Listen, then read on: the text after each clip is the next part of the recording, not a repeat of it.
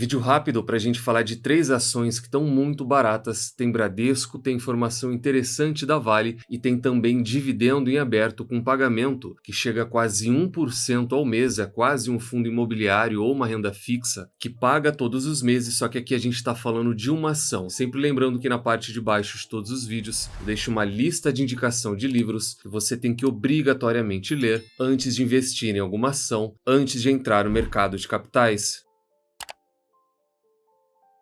Começando pelo Bradesco, que teve a recomendação rebaixada pelo Itaú. Só que antes da gente falar dessa recomendação e entender os motivos, eu queria comentar um pouco sobre o comportamento, a visão de mercado e a nossa visão de investidor de valor e sócio de algumas empresas da bolsa. O Bradesco, ele acabou de atingir a menor cotação do último ano. Ele nunca teve tão descontado quando a gente fala de preço, e essa queda é tão grande, tão extensa, que ela já é a maior sequência de queda de toda a história do banco. Ele nunca ficou um período tão longo, anos e anos, e um processo de quedas seguidas não é a maior queda da história. O momento atual é uma queda na casa de 50%. O Bradesco ele já chegou a cair 60% em outros momentos de dificuldade. Quem cai mais que ele é o próprio Banco do Brasil, chega até queda de 70%. O Banco do Brasil ele é muito mais volátil do que a maioria dos outros bancos, mas a verdade é que o Bradesco ele vive um dos piores momentos de queda na cotação e a pior sequência de queda de toda a história do banco. E o ciclo se repete. O mercado ele sempre trabalha da mesma maneira e, infelizmente, algumas pessoas seguem e compram topo e acaba vendendo no fundo com prejuízo. No ano passado, quando o Bradesco estava nas menores cotações, todas as recomendações elas eram de venda e de repente em menos de 30 dias a cotação disparou 30% porque o resultado do banco ele vem melhorando. E qual foi a próxima reação do mercado? Foi ver que a ação disparou, foi ver que os números melhoraram e recomendar compra justamente quando as ações subiram, então próximas de algum topo. O Bradesco ele é só um exemplo. A gente pode pegar a Vale quando ela estava na casa de R$ 100,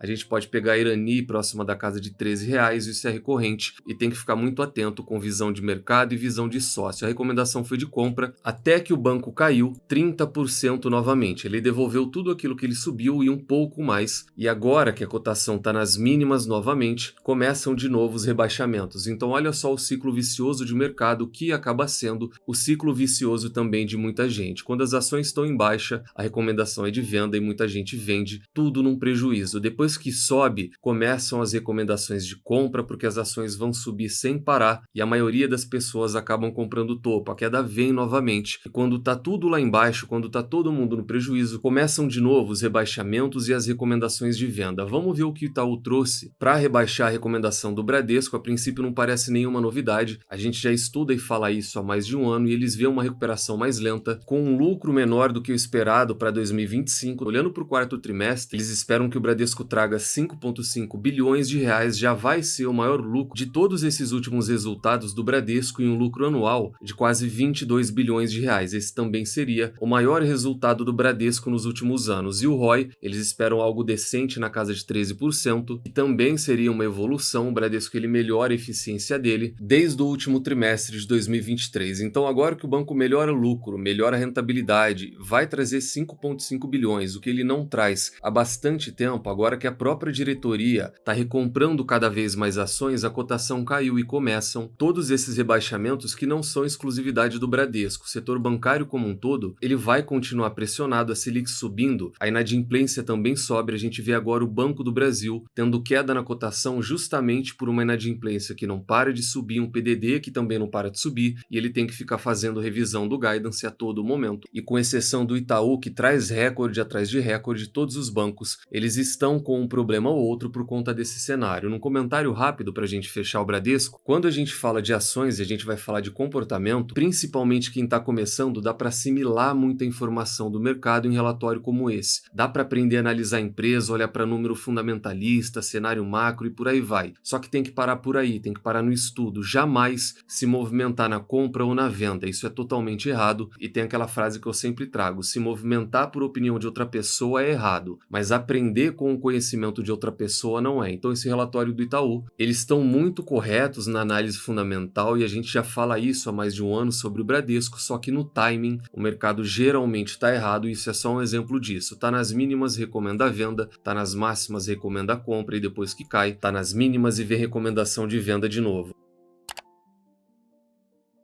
Os 5 fatos da maior produtora de minério de ferro do planeta. A Vale, ela é minério de ferro e é só isso que importa. Quando a gente tem uma empresa tão grande e tão boa, acaba sendo muito mais fácil analisar ela através da cotação da commodity, que no caso dela é o minério de ferro, do que ficar fazendo estudo aprofundado sobre a empresa. Basta seguir a commodity, que no final das contas vai estar seguindo também não só a ação da Vale, mas o desempenho operacional da empresa também. A Vale, ela tem uma vantagem de escala. Ela é a maior mineradora de ferro do planeta. Quando eles falam isso, eles estão falando de produção e não em valor de mercado. Em valor de mercado, ela acaba perdendo para a concorrência, mas ela produz 10% a mais do que a Rio Tinto, que fica na segunda colocação. O tamanho, ele acaba gerando vantagens e poder de barganha. Tem outras coisas mais, além desse tipo de vantagem que a gente poderia colocar ali. O custo é um dos grandes pontos fortes da Vale. Ela não tem hoje o menor custo de produção do planeta, ela perde para aquelas duas, mas ainda assim é um dos menores custos de produção. O break-even dela está em $63 por tonelada e a tonelada do minério de ferro está na casa de $100. Então, para a Vale passar da prejuízo, hoje o minério de ferro ele teria que vir para baixo desse valor. Além de tudo isso, o minério dela é de altíssima qualidade. Eles trazem uma comparação com a maioria das outras aqui e ela bate em qualidade a Rio Tinto, BHP, Anglo American e as outras, só que num comentário rápido, todas elas têm um percentual de pureza um pouco melhor do que esse daqui e além disso elas estão trabalhando em novos projetos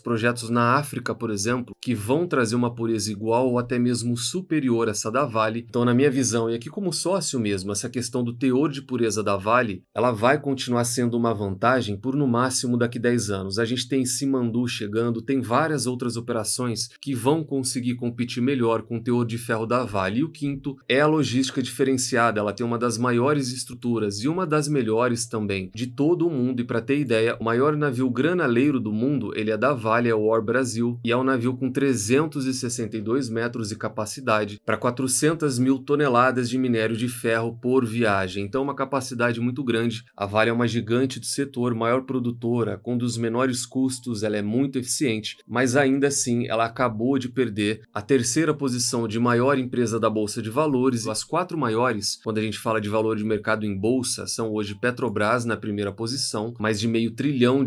Na segunda posição, o Itaú, terceira posição hoje é da VEG e a Vale, que já foi a mais valiosa, hoje ocupa a 4ª posição. Não tem o que fazer, a cotação e resultado eles vão seguir minério de ferro. Quando a gente pega performance por setor, isso não é exclusividade da Vale. A gente viu que a Semin caiu, o Bradespar caiu, a Vale e outras ações também estão em queda e mineração e siderurgia é o setor com a maior queda já no começo de 2025, menos 6%, que é o pior resultado de todos eles. E falando em resultado, qual que é a expectativa do mercado para o último balanço da Vale de 2024? Já no próximo mês a gente começa mais uma temporada de balanços e o Citi trouxe a visão deles. A primeira, que a Vale está 40 bilhões abaixo do valor de mercado médio dos últimos 10 anos. No comentário rápido, isso daqui vai estar muito parecido com aquilo que eu sempre falo da média do minério de ferro nos últimos 10 anos também. Com isso, a recomendação é de compra. Considerando o minério de ferro a $95, eles estimam um EBITDA de quase 14 bilhões de reais e com base nisso, a Vale teria um dividend yield de 9% nesse ano. Um comentário rápido, o mercado está esperando um EBITDA um pouco acima desse do Citi, eles estão sendo bem pessimistas. A Vale deve trazer de 3,5 a 3,7 bilhões de EBITDA, isso por trimestre, o que daria algo em torno de 14 a 15 bilhões no ano todo, e também elevaria essa remuneração com base no preço atual para algo próximo da casa de 10 a 11%. Então a Vale ela tem condição de entregar um dividendo na casa de 2 dígitos esse ano, caso o minério de ferro continue onde ele está. É um patamar muito bom, está na média dos últimos 10 anos e a Vale ainda consegue gerar muito caixa nesses preços.